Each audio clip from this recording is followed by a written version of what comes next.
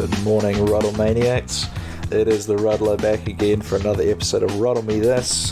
Hope you had a great weekend, and I hope you've got a fantastic week ahead of you. We've got a great show for you today. My good friend Hamish is returning to the show. For those of you who remember, we did our long episode about the fantasy idea that I had when I was 15. Hamish is coming back. I wanted to talk to someone about FOMO and FOBI, fear of missing out and fear of being included. And I thought Hamish would be a good foil for this because he is a more level-headed and kind of, he seems like he's on top of his social anxieties and stuff, unlike me at the best of times. The conversation didn't necessarily stick just to FOMO and FOBI. We ended up talking a lot about anxieties, travel anxieties, and a little bit of things that we've inherited from our parents. It was a pretty tangent-y podcast, so I hope that's okay, and I hope you enjoy it. So with that, welcome back to the show, my friend and yours, Hamish.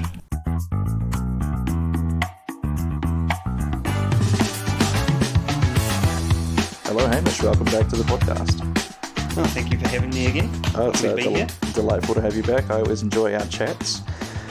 So today I felt like what could be an interesting topic for us to cover would be the topics of FOMO and FOBI.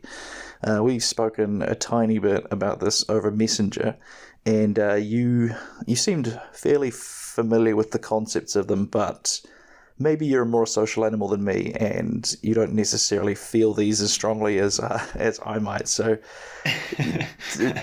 would that be fair to say? Like, do you have a lot of experience with FOMO just in life or through stand-up gigs?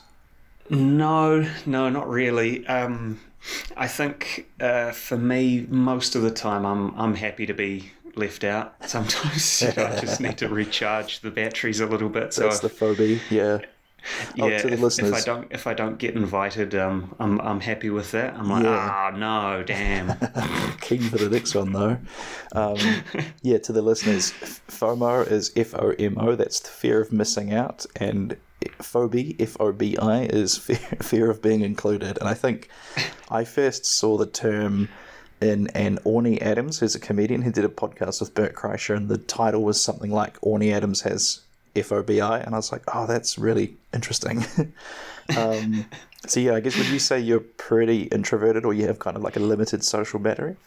Yeah, I think I have a fairly limited social battery. Sometimes less so than others. Like, I might go to a party and I don't really know anyone there, but I can make friends pretty quickly. Other times I'm just not in the headspace for it, or like the mood, and I just don't have the energy to talk to new people. It's like an old school steam engine, right? Sometimes getting the steam engine from zero to running at a party when you're going from zero to that whole like getting to know you thing, it can be tough, can't it?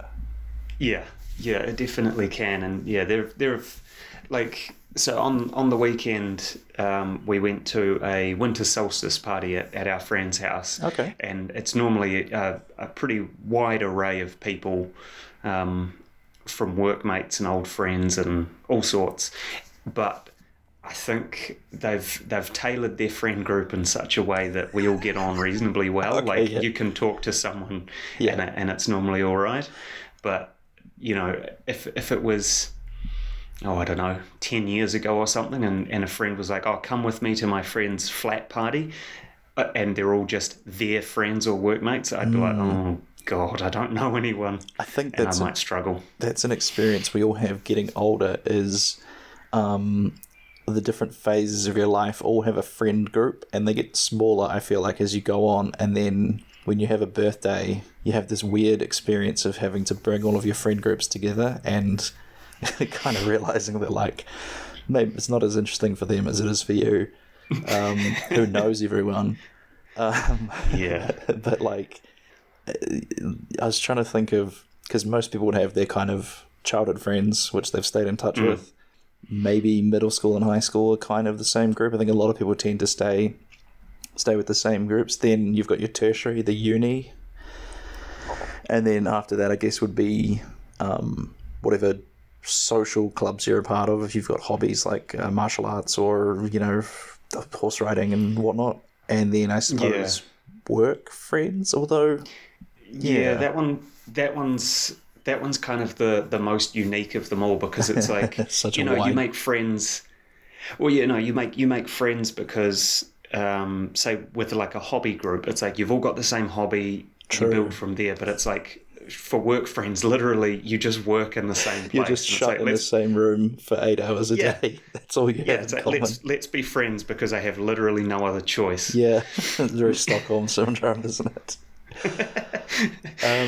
But yes, this idea of FOMO, like, I have this odd... I've never been super social. I'm normally at home on a Friday, Saturday night kind of thing, just historically. But like, just as of kind of lately, I suppose it's probably the fear of your own mortality. I turned 30 last year, so that is quite a big milestone for people. And like, one example that really sticks out is a friend of mine went on a Kontiki holiday. I don't know what you call it, a quest, whatever it is. I guess the colloquial term for them is a tiki tour, right? Yeah. Those like holidays on a bus kind of thing. And she posted on her Instagram story a bruise that she had from sleeping in a bathtub because I'd been clubbing the night before. And like a little part of my mind was like, did I waste my youth not doing stuff like that? But then the other side of your brain goes, am I really that upset that I didn't sleep in a bathtub 2 nights out of the week from partying? So it is a funny one, isn't it? The idea of like youth is wasted on the young, and trying to like feel like you haven't just been, for lack of a better word, pissing away your youth, only to later regret it. The other thing sort of related to that I thought is the idea of how weird retirement is when you really think about it. Like, that's supposedly the time of your life when you can travel and everything like that. But by the time that happens, you're almost too tired and too old to really make the most of it. Yeah. I remember. Who was it? Is it Bill Mayer, the one of those late night TV hosts? The sort of anti-Christian guy. That seems to be what sticks in my head about him. Yeah, that I think he made a movie about being an atheist or something. Yeah. But semi-recently, when there was that case with that young woman who disappeared, like her and her boyfriend were traveling around the US in a van and she disappeared or whatever. Oh. Before they knew if she was dead or not, he had this piece that people, I think, rightly pilloried him for, but he had this piece about, young people, why are you going and living in vans? That's for like retirees. Retirees are meant to do that. You're meant to earn the right to go on holiday and blah blah. And it was like, why? Why do you have to have done that first? Why can't you just experience a bit of the world when you can, and when you've still got the knees for it?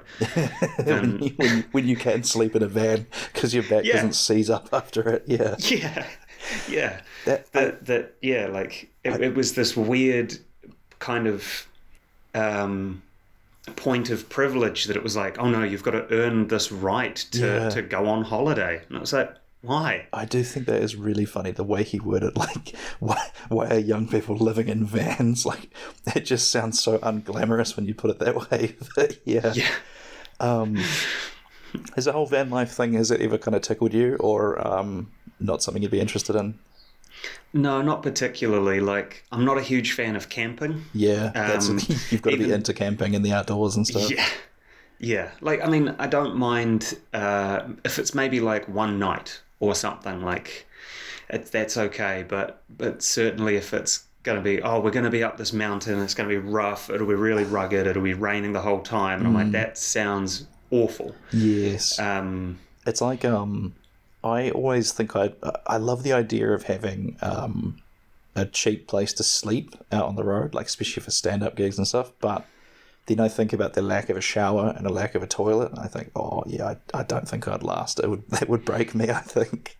Yeah, that's always one of the things that I'm like sort of aware of. I'm like, is there going to be a bed and somewhere I can put down my stuff without worrying that it'll go missing.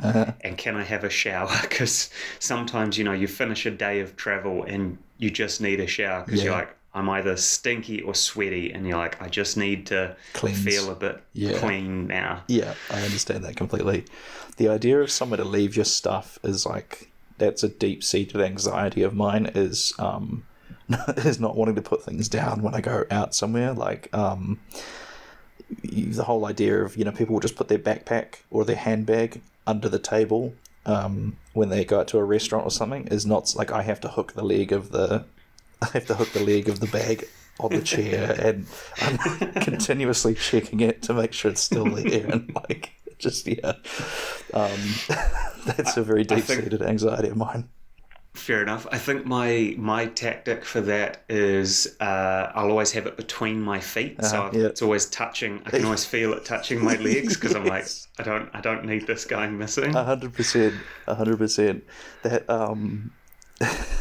it was like there was an old episode of The Simpsons where Homer was boxing just like boxcar, like homeless guys, and there was one dude who would do a couple of punches and then he would back up and he would check over his shoulder to make sure his stuff was still in the corner, and I just like, oh god, I relate to that so much. Like, that would be me, just constantly checking to make sure it's still there.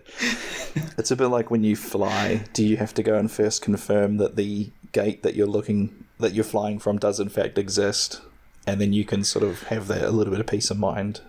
Yeah, I mean, not so much that. I'm definitely one of those people though that I will go to my gate, and then I'll just, even if I'm like 3 or 4 hours early or something. There've been a few flights where I've had nothing else to do, and it was a big international flight, so I'm like, well, I'm going to the airport anyway, and then I end up sitting near the gate for a couple of hours because I'm like, it's better to just be there and I can do what I need to do than what if they accidentally take off early? Even though that's never happened, even though we all think it might. Yeah, what if I need to, just before the plane, when I'm boarding, I just need to go to the toilet, and then they're like, well, we've left, and you're like, no. Yeah, it's such a funny anxiety that I think we all kind of share to an extent. Like, there's that old stereotype of dads, you've got to be at the airport at 7, so dad wakes you up at 4 a.m. to drive in, and like all that kind of thing. Yeah. It's not exactly the FOMO, but it's something that I learned recently about my parents and where I get a lot of my, I guess travel anxiety is a good package to put it in. But another thing that stresses me out, if I'm going to go somewhere new for the first time, I'll often look at streets on Google Map to see where I can leave the car. Like, again, leaving my stuff somewhere. It's like, it's always in my mind. And I recently learned that I got this from my parents, and I learned this because I was hosting a quiz in town, and my parents wanted to come along and kind of like just see what it's all about. And then so earlier that day, they went into town and figured out how long of a walk it was from where they were going to park to the thing, and like where it was. And I was just like, I am you guys. Like, that's where I get it from. Like, that's exactly what it is. That's incredible. Have you had any experiences like that where you saw something in your parents that is probably, I think undiagnosed mental illness sounds a little bit harsh, but our parents' generation weren't super onto it in terms of stuff like recognizing anxiety, recognizing ADHD, and all that kind of thing. Have you ever noticed that in a parent and gone, that's exactly where it comes from? Yes and no. So one thing that I have noticed in my mum is she loves planning. She always plans everything. She's like fastidious in how much she will plan things out. If we're having like Christmas dinner or some kind of big event where lots of people are coming, even when we go to our holiday house in Central Otago, if it's for like the Christmas break, she will have every day planned for like meals, which I understand is for making sure you've got the right groceries, so that you don't have to keep going to the supermarket and stuff, because it's a bit of a pain. But yeah, she loves planning. She's meticulous in it. But for me, I'm kind of the opposite. Interesting. Where don't really like planning, I'm like, nah, I'm good. Interesting. So when I spent 2 months traveling around Japan and a little bit in America, I didn't really plan anything. I had a list of places that I wanted to go and see within certain city areas. Yeah. And then that was kind of it, and everything else was kind of, I was just winging it. I'd just go for a walk and be like, oh, this restaurant looks all right, let's go here. Or, hey, what's this castle? Or what's this place? And I would just go and have a look. So I ended up, going to like the Tokyo Sumo Museum and learnt about like the world champion who has like an undefeated record of wins or something like that. Probably Hakuho. He's just retired this year, actually. No, I think he had died a few years ago. But, Gotcha. But his wins are still, I don't know. Of course, he had like 60-something wins or something like that. And sumo is very it's very rare for them to go undefeated, I think, but because of how instantly you can kind of lose a sumo match. But I think that kind of holiday is something that we all dream about doing somewhere where you just like the lack of responsibility is kind of what makes the holiday.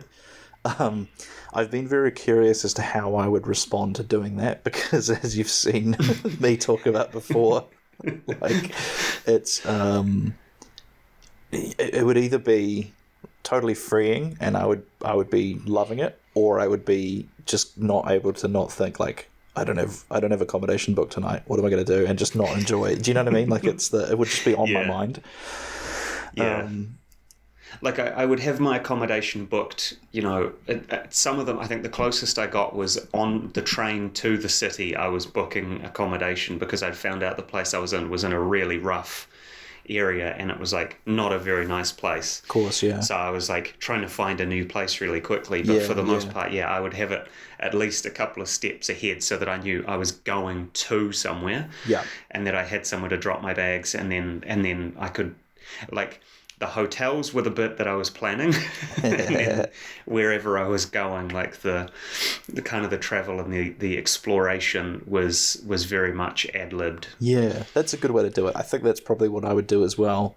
We've both done a little bit of travel for stand-up. For me, one of my favourite moments is when you finally get to drop your bags off at the accommodation. That's just like such a relief. And I always seem to plan really poorly when I go to Auckland, and every single time I've gone up there for gigs or something, I've left it to what I feel is like, like 2 months out, and I'm like, oh, that's ages. Like the flights won't be too bad at that point, but apparently 2 months is nothing. You have to be booking like, I'm guessing 6 to a year in advance.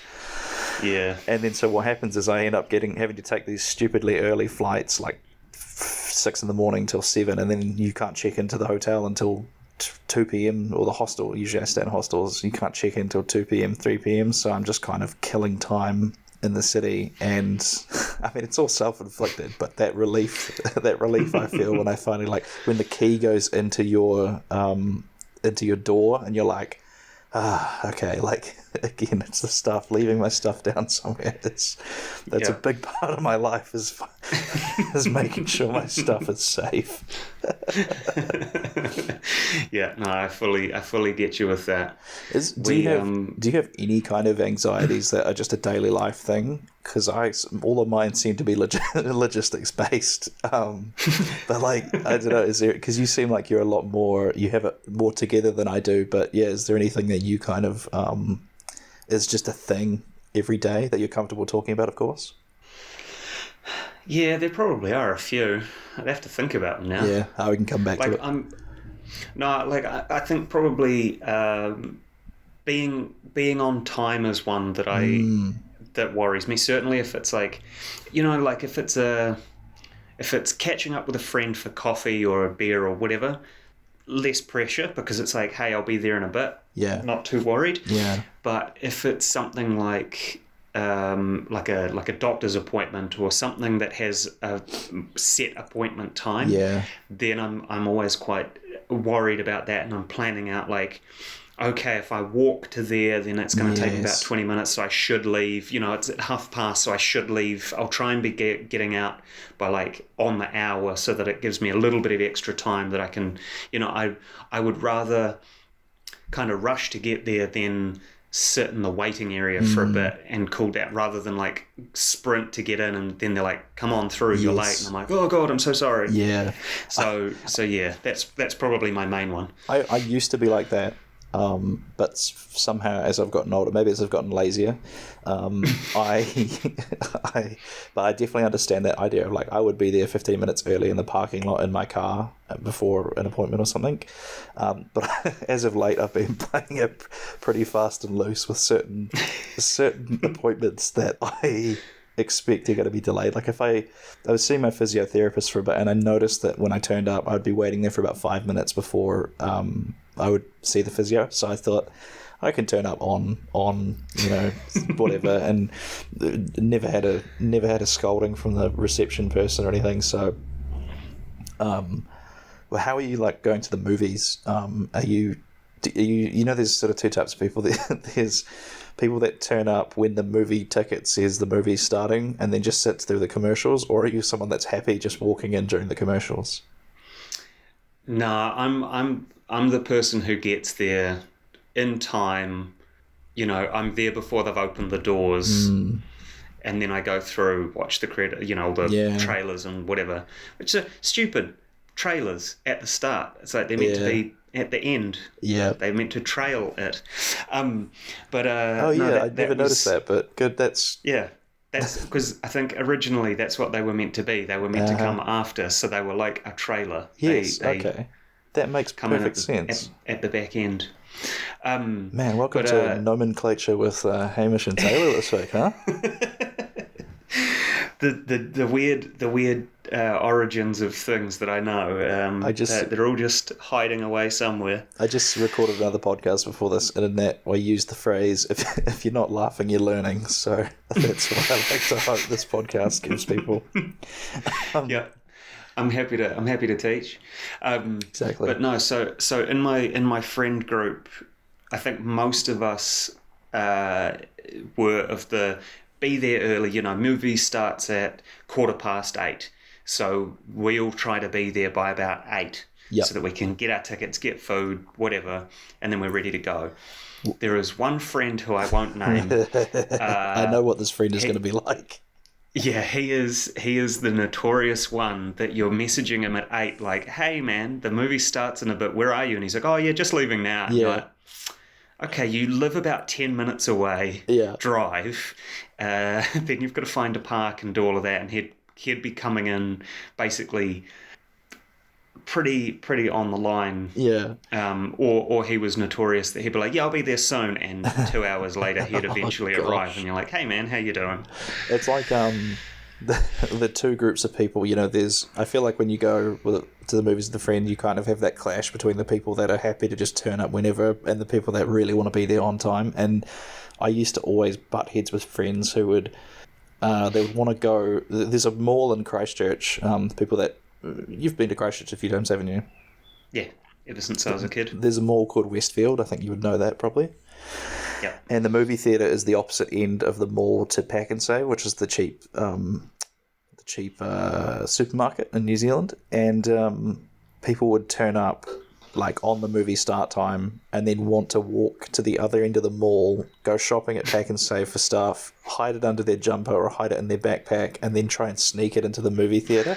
And I've never been busted for that, and I suspect they probably wouldn't do more than just be like, no, you can't take that and I'm going to take it off you. But like in my head, it would always be the end of the worst possible outcome if we got busted with somebody trying to sneak, like, I don't know, I don't even remember what people, probably just jumbo bags of candy and stuff like that, right? Yeah, like a bag of Maltesers or a Diet Coke or something that you don't want to pay for the big cup. Exactly. I've seen people take kebabs into a movie before because they used to give them to you wrapped up in tinfoil, so you could kind of like slip it into your pants, like you've got like a if you've got deep pockets, you could kind of slide that into your pocket and bring that in.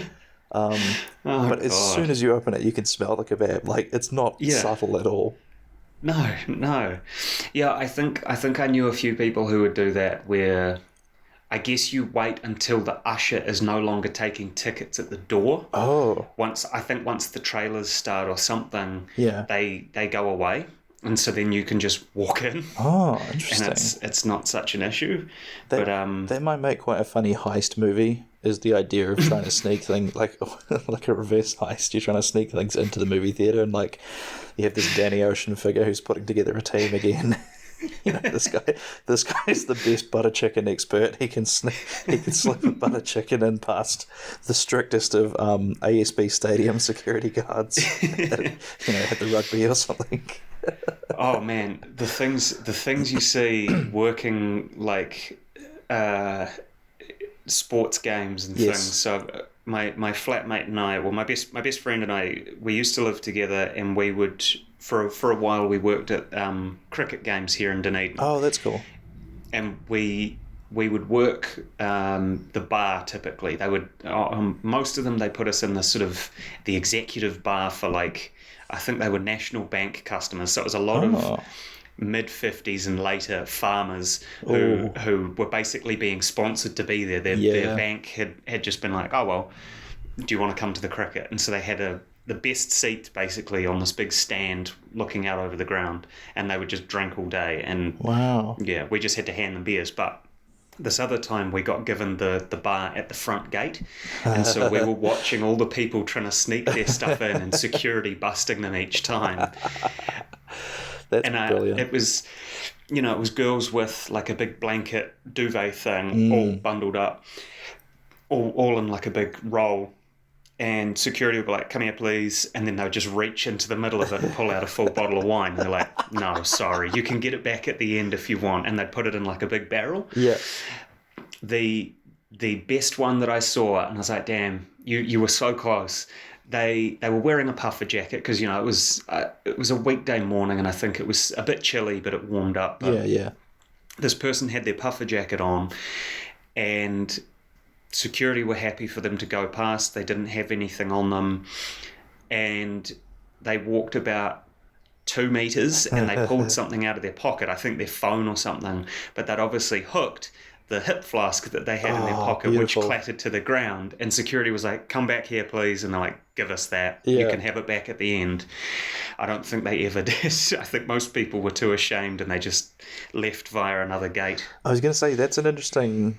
I would love to see people coming back for their booze, and because I've seen videos, it was like there was this old television show called Pulp Sport where they used to make a thing out of trying to sneak beer into sports, and I remember them chucking stuff into a big blue wheelie bin that would be where all of the like contraband goes, and I would love to see people, fishing through that looking for their particular bottle of wine, or because I'm guessing people aren't putting their name on stuff. They're probably just, like you say, if they got busted, then they're pretty happy to just I'd be real curious to see what I would assume it gets distributed amongst the security staff, which probably could be a little bit of a perk of a job. Maybe they share it with the visiting teams. Yeah, why not? Hey, you got a little southern hospitality, right?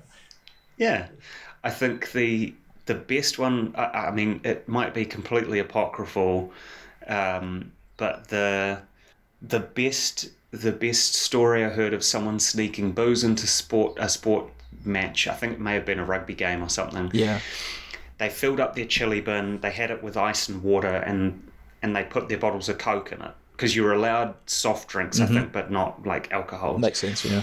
But it turned out that what they'd actually filled the chili bin with was vodka, not water. Oh my goodness. And so the vodka was already on ice, so they could just scoop out a thing and then just top it up with Coke. Oh my god. Vodka and Coke all day. That is pretty smart, to be honest, because alcohol doesn't freeze, does it? No.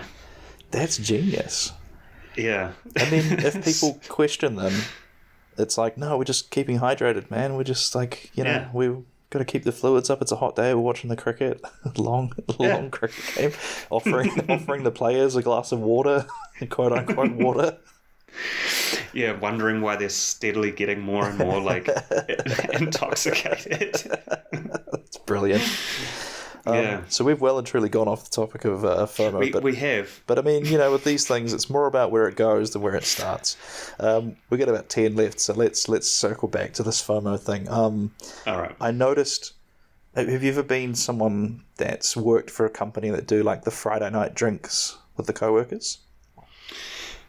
Yeah. A few of the jobs that I've had, we would try and organise like social events. It normally ended up just being Christmas. Yeah. That we would do like a kind of end of year drinks, maybe go for dinner and drinks and stuff. And Yeah. some people would decide to go home early, and a couple of us would carry on, go to another bar or something, and hang out for a bit.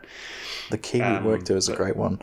It is. I was going to say, we kind of touched on this a little bit, but the idea of that friend in the friend group who's actually proactive about planning stuff is such an unsung hero of the friend group, because like I have a small group of lads that we usually go out and everyone will kind of bring their partners and have like a be like a nice dinner, or we'll go play mini golf or ping pong, and there's like one guy who's really proactive about making it happen. But it's like you say, it's like birthdays are usually when it kind of people don't have an excuse not to go. But the whole idea of being that friend who plans things is like, it's a bit like running a stand-up gig. You have to deal with a lot of rejection, and like I'm trying to be more proactive in my life about organising social things, especially now that I'm unemployed and have a lot more time.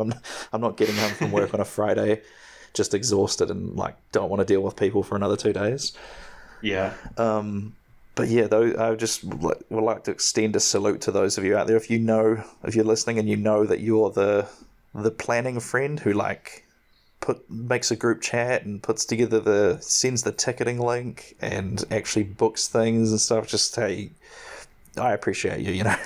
It's thankless work, but somebody's got to do it. That has just reminded me of two bits of phobia that I have. Oh, please.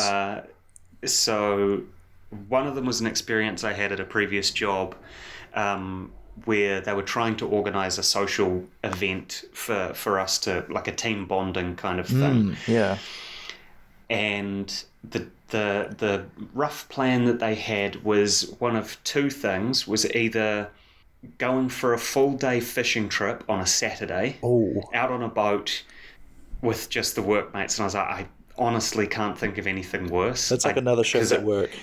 It's like another shift at work, and also I can't just leave. Like, you go out for Friday drinks, you can be like, look, I'm going to stay for a drink, and then I'll bounce, or some friends of mine, I'm going to meet them, and I'm going somewhere else. Yeah, you're fine.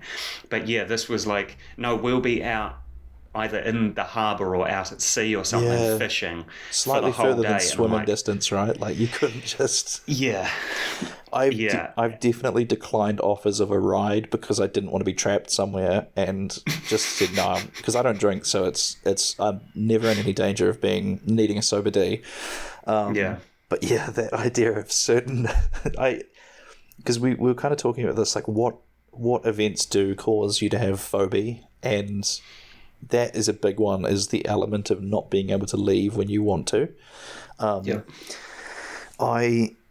I've been to weddings before where I didn't realize how much of a ceremony it was going to be, and I assumed it was just like, hey, we can pop in and say hi and hey, congratulations, and then you see that they've got an itinerary and you go, oh crap, I haven't brought any sunscreen. Like, I'm wearing sandals. Like, this I'm not prepared for a full day of this.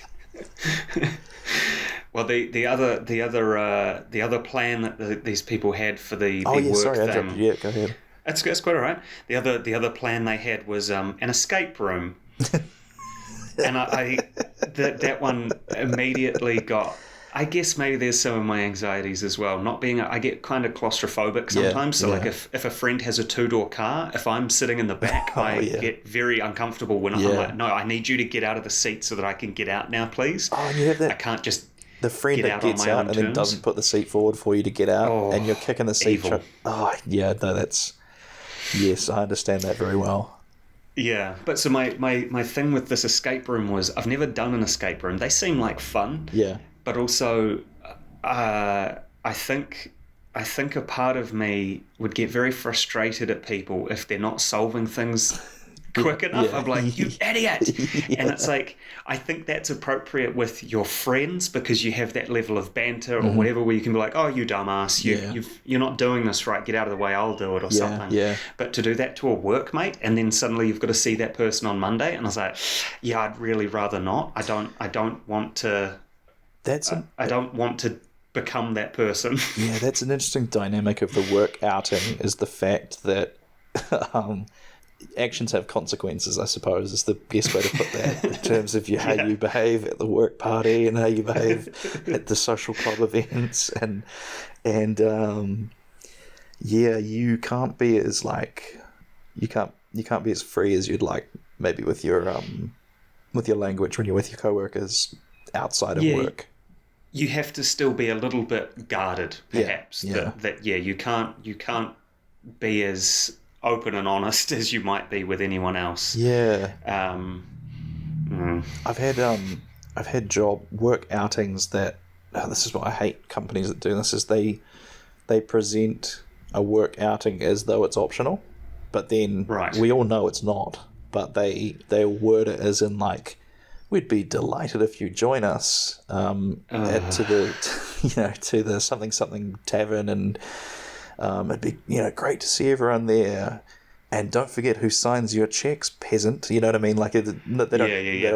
There's that like undertone, that like kind of underlying. It's during work hours, so you are not going to this. Yeah, it's But the funny thing is, for me, I would be fine if the email just said, we're having a mandatory event, you are required to attend, and then you can leave when your shift is up. I would be like, cool, I'm happy with that.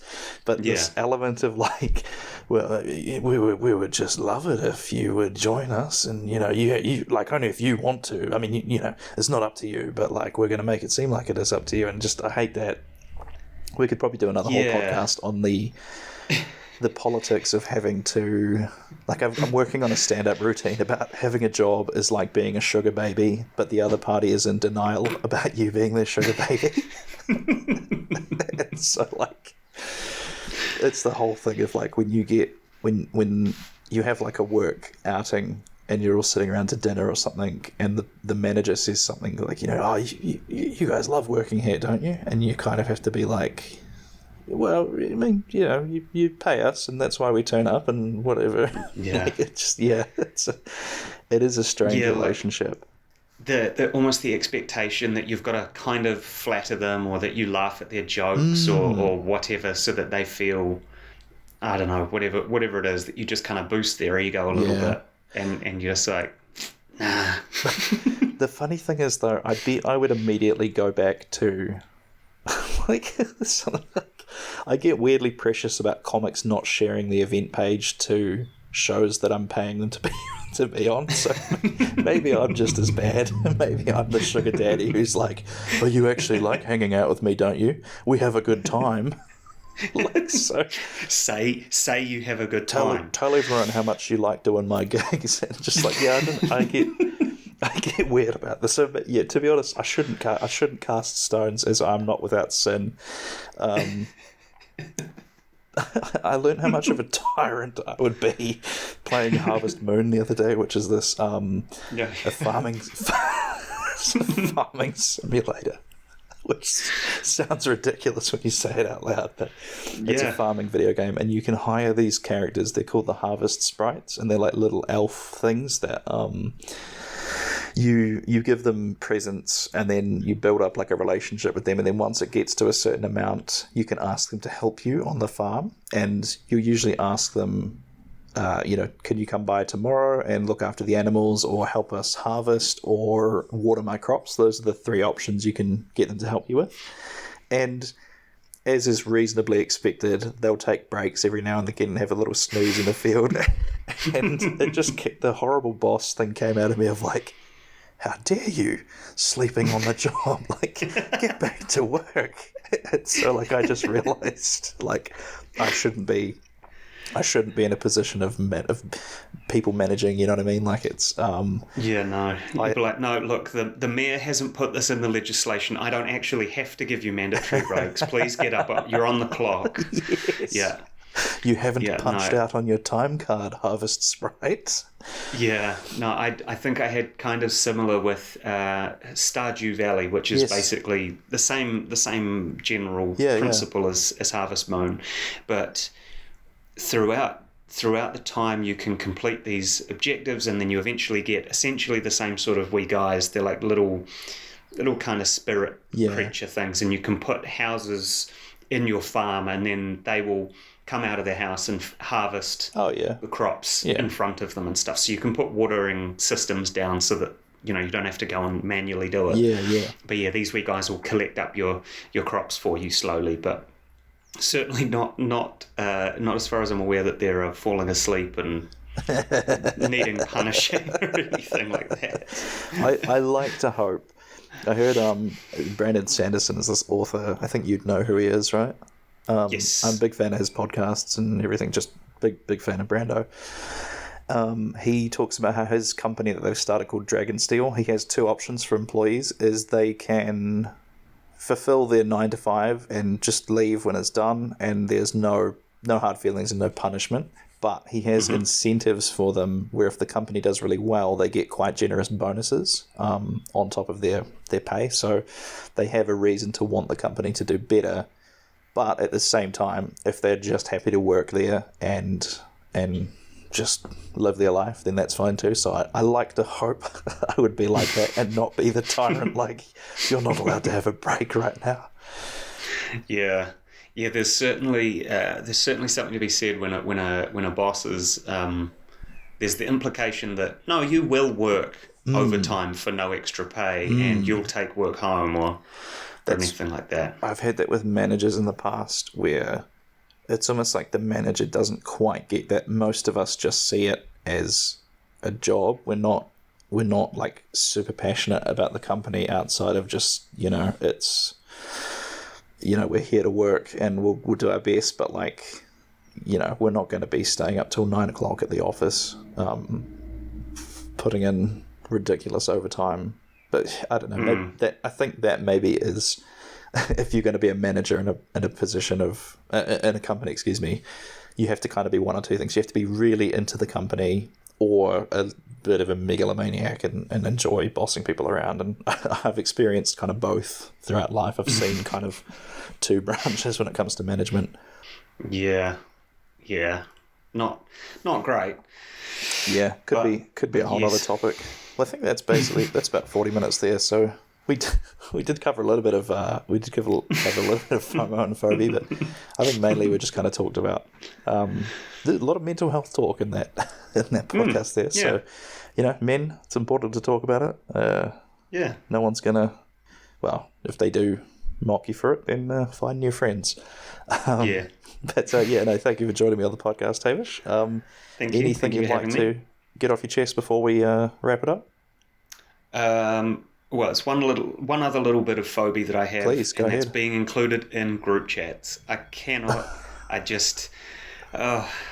don't have time for it. And when you check your phone and you've got 40 missed messages, and you're like, oh god, group chat is brutal, eh?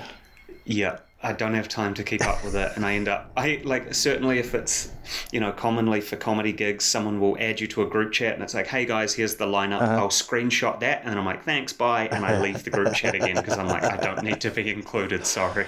I've deliberately tried. We've had group chats that started getting real, like, kind of wacky and stuff, and I remember being like, guys, please, like, just, it's almost like you're in someone's house, you got to behave yourself like a guest kind of thing. Like, remember, these go right to people's phones. Like, they might not want to see 40 notifications.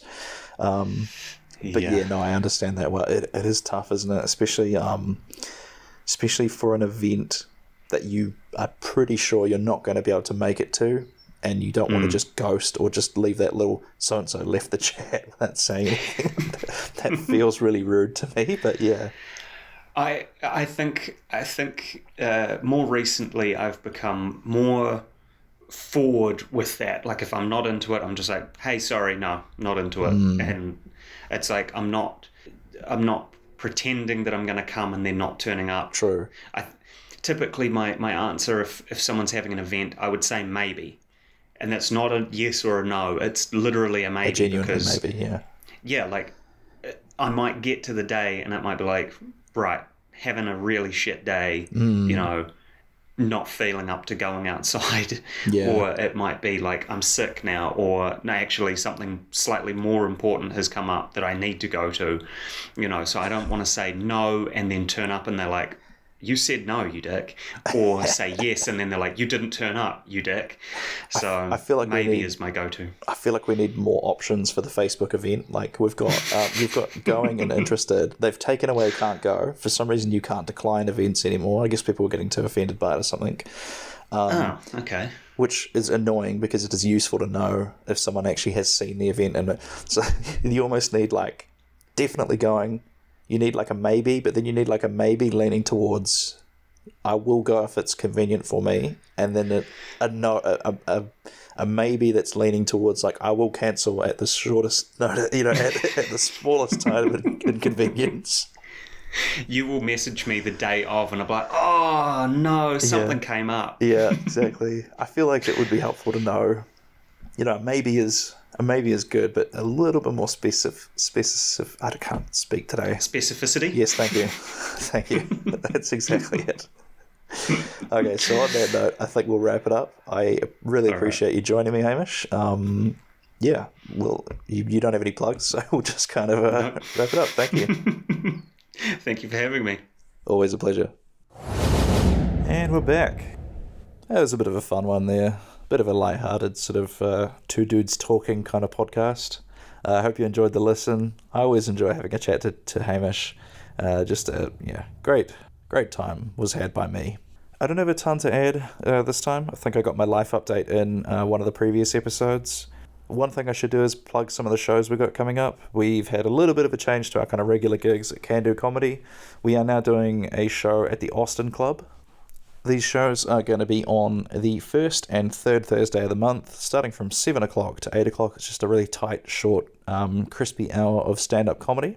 It is a koha or donation entry, so if you are running a little bit skint at the moment, like I may be at this point, it's a very cheap night. You don't really have to donate. It helps the comics, helps pay for parking, all that sort of thing.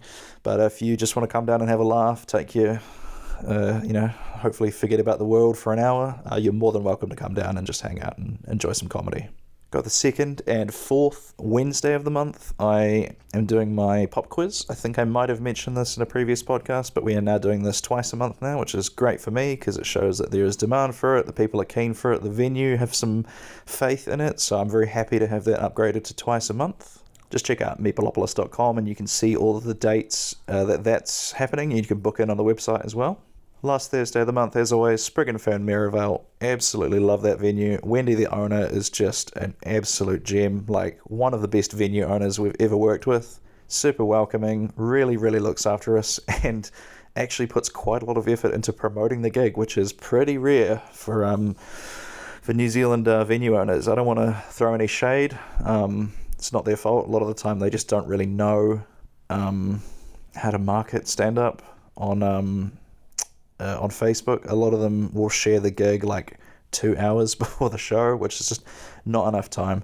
The silly thing is though, New Zealand people and especially Christchurch people do leave things pretty late, so I could see how that makes sense to them to share it the night of, but realistically you want them to share it like a couple of days before because people can't just like drop everything and come out.